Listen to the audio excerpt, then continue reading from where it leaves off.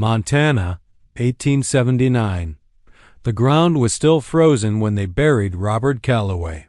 He died the way hard-working men on the frontier often did. Not dramatic, not with warning.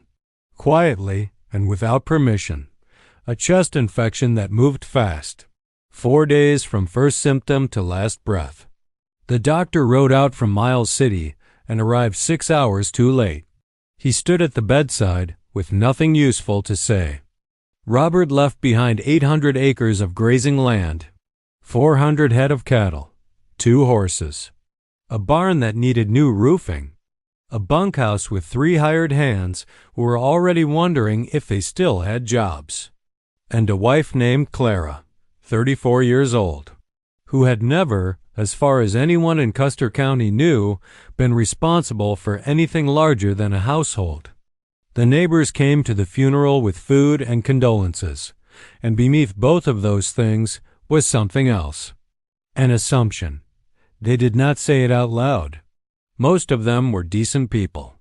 But it was there, in the way they looked at Clara and then at each other. The ranch would have to be sold. It was the only sensible thing. A woman alone, no sons old enough to work, no male relatives within 500 miles. There was simply no other realistic outcome. Clara stood at her husband's grave in the February cold. She heard the assumption without anyone speaking it. She did not argue that day. She had more urgent things to think about. She went home, fed her daughters, sat the 3 hired hands down at the kitchen table, and asked a question that surprised every single one of them. Tell me everything I do not know. Clara knew more than people gave her credit for, and less than she needed. That was her honest assessment in the first week. Honesty would become her primary tool. Brutal honesty. Unsentimental honesty. Actionable honesty. She knew cattle. Not like a rancher, but like a rancher's wife. She knew which animals were healthy, which were struggling, the seasonal rhythms of the herd, the early signs of trouble before it became a crisis. Robert had talked to her. More than most men talk to their wives about the work. She listened. At the time, she did not realize she was being educated. Now she understood that she had been. What she did not know was the business side. The contracts with beef buyers in Chicago. The credit arrangements with the bank in Miles City. The grazing leases with the Territorial Land Office. The informal agreements about water rights, cattle drives, breeding arrangements. Robert had carried all of it in his head and in a battered ledger book. Every evening after her daughters were asleep, Clara opened that book. She studied her husband's cramped handwriting. Line by line, she rebuilt the financial structure of the ranch. It was more complicated than she expected, but it was survivable. Robert had been careful. The ranch was not debt-free, but it was not dangerously leveraged. If she stayed disciplined, it could survive. The hired hands were Walt, Caesar, and a teenager called Patch. Walt was 50, experienced, and openly skeptical this arrangement would last 6 months. Caesar was quiet and competent. He withheld judgment. Patch was 17, too young to have a strong opinion, which made him the easiest to work with. In that first week, Clara made a decision. She would not pretend to know what she did not know. She would not perform authority she had not earned. She asked questions. Specific questions. Detailed questions. Relentless questions. And she listened carefully.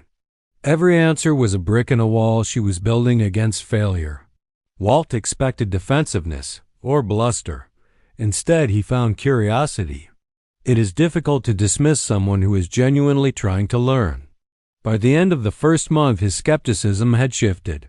He watched her more closely, reassessing. By spring, Clara could read a cattle herd like a doctor reads a patient. She moved through them with a trained eye, noting the ones that needed attention, planning grazing rotations, protecting the land from overuse. At night, she read by lamplight.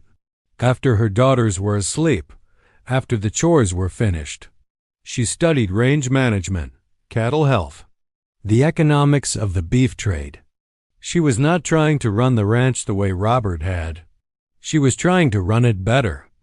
By 1919, Clara Calloway was 74 years old and had been running her ranch for 40 years. The world around her had changed almost beyond recognition. Montana had become a state. The open range era had ended, replaced by fenced land and new grazing regulations. The beef market had transformed, industrialized, connected by rail to processing operations that would have been unimaginable in the year 1879. 2 world wars had reshaped the economics of agriculture in ways that required constant adaptation. Clara had adapted. Every time the ground shifted under her feet, she had gone back to the same tools that had carried her through the first year: honest assessment of what she knew and didn't know, relentless acquisition of what she needed to learn, and the willingness to act on good information without waiting for someone else to act for her. Her daughters, Margaret and Ruth, had grown up watching their mother work and had both, in different ways, inherited the approach. Margaret had married a rancher in Wyoming and run the financial side of his operation with a precision that Clara recognized immediately.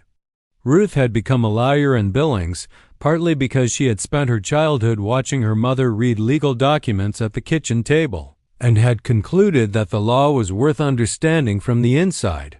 In 1919, Clara made the decision to step back. Not to stop, she never fully stopped, but to hand the daily operation to Patch, whose real name was Henry Garfield and who had been with the ranch for 40 years and knew its land and its cattle as well as anyone alive. She retained ownership. She remained involved. She simply accepted, at 74, that her body had earned the right to work a shorter day. She spent the time she freed up doing something she had been meaning to do for years. She wrote things down. Not a memoir exactly. More like the household book that Ada Holt had kept 3 states away, a working document. What she had learned about range management and how it had changed over 40 years. What she had learned about reading cattle contracts and what the dangerous clauses looked like. What she had learned about water rights law in Montana specifically and how to defend them.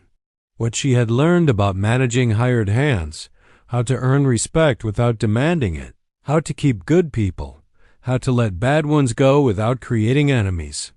She wrote about the Hargrove confrontation and what had made it work, not courage. She insisted, though her daughters would have argued with her on that point, but preparation. She wrote about the bank negotiation of 1891 and what she had understood about their position that they hadn't realized she understood. She wrote about the drought years and the hard winters and the decisions she had made, that she would make again, and the ones she wished she could take back. She wrote about what it felt like to be the person in the room that nobody expected to know what they were talking about, and how that expectation, infuriating as it was, had also been useful because people who underestimate you show you things they would hide from someone they respected, and information is always useful no matter how it arrives. The document ran to 200 pages by the time she felt she had said what needed saying. She gave a copy to Margaret, a copy to Ruth, and kept one herself on the shelf above the kitchen table where it remained. Until she died in 1924 at the age of 79, the ranch stayed in the family. Margaret's son took it over from Henry Garfield in 1931 and ran it for another 30 years. Keeping on the shelf above his own kitchen table a copy of his grandmother's document that he consulted more than he ever admitted to anyone. Clara Calloway never became famous. No newspaper wrote about her while she lived. No politician cited her as an example of anything. She was simply a woman who had been told by the collective assumption of everyone around her that she couldn't do a thing, and who had spent 40 years doing it with a thoroughness that left no room for the argument to come back. She had outlasted the assumption. That was enough. That had always been enough. Thank you for writing this story to the very end. If you value real frontier grit and untold history, like this video and subscribe for more stories of survival and strength.